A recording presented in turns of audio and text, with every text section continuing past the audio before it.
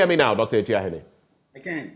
Great, good to have you. I was talking about the banking sector specifically and what all of this means for you in that sector. So we have the tax handle increments. It may not directly affect you, but it affects your business.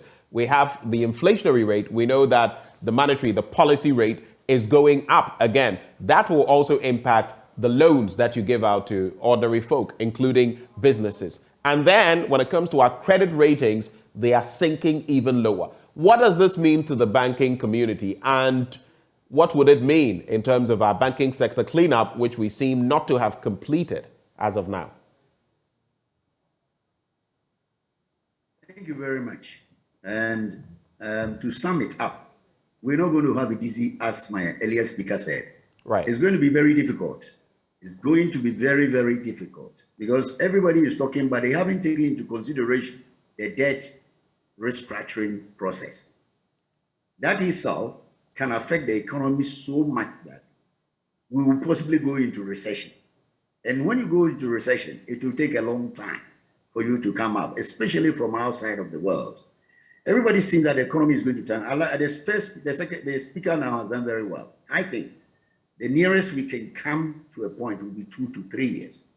Because if you look at the debt structuring that is going to come in, whether you take debt reduction, debt profile, debt rescheduling, debt swap, meaning that you're reducing the interest and extending the maturity period. All these things will affect cash flow.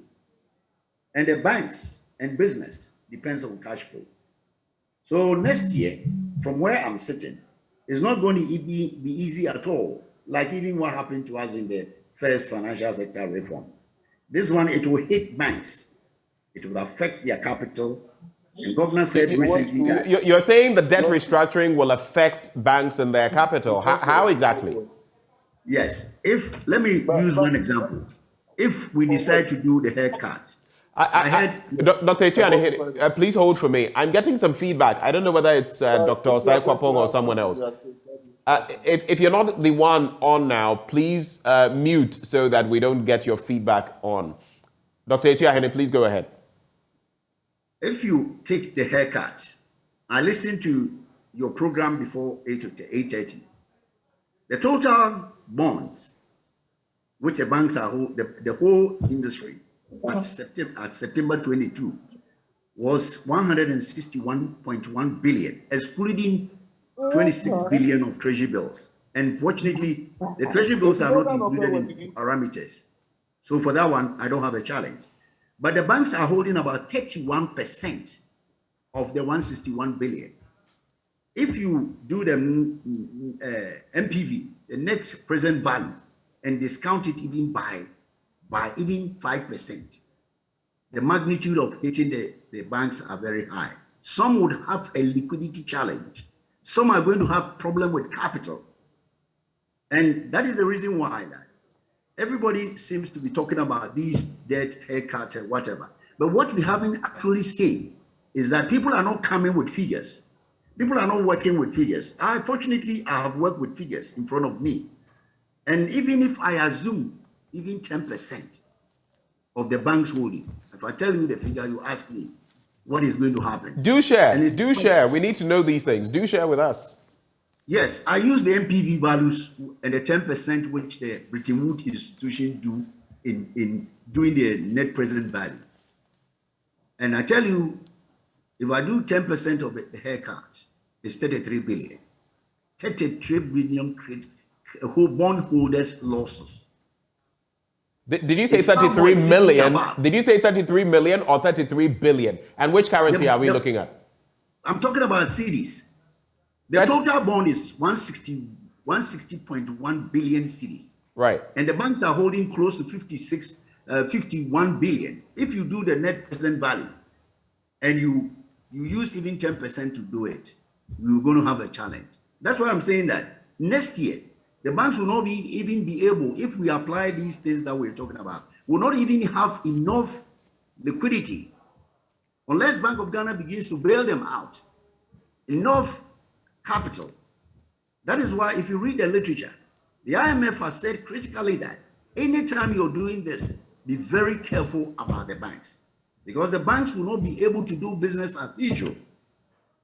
If you take the debts rescheduling, where you shift the goalpost to the end by not paying cap, by not paying people's return, that one too, you're going to hold on to people's interest income. So if you defer the interest, they're not going to get interest.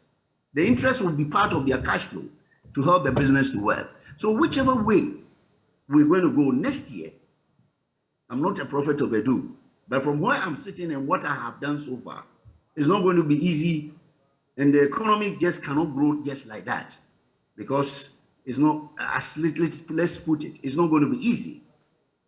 But however, if we all agreed, as the first speaker said, if we all agreed and begin to build consensus, where there must be a cut, we must cut it very well, so that we all come together and build it. Maybe 2 years, as he said, or 3 years, the economy will turn around. In countries where they have done it, it's taking some of them 3 years before you turn into recovery. So where I'm sitting, whether you're looking at debt restructuring, debt haircuts, whether you're looking at reprofiling or debt rescheduling, it's not going to be easy next year. Next year, 2023, will not be easy because the banks are going to suffer. Firms and institutions that have bought this money, whichever way you go around it, they're not going to get some of the cash they received. Dr. Atuahene, right, wrap on that point, and let me bring in Prof as well. It's not as what? It's not as easy as everybody seems to be talking about. Because if you get the numbers, you see, what I like this country is that we are very narrative.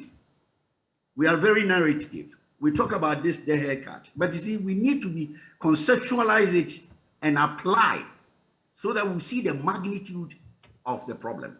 Right. So I'm saying that whichever way we go, reprofiling, debt reduction, debt risk scheduling, debt swap, next year is not going to be easy for the financial sector.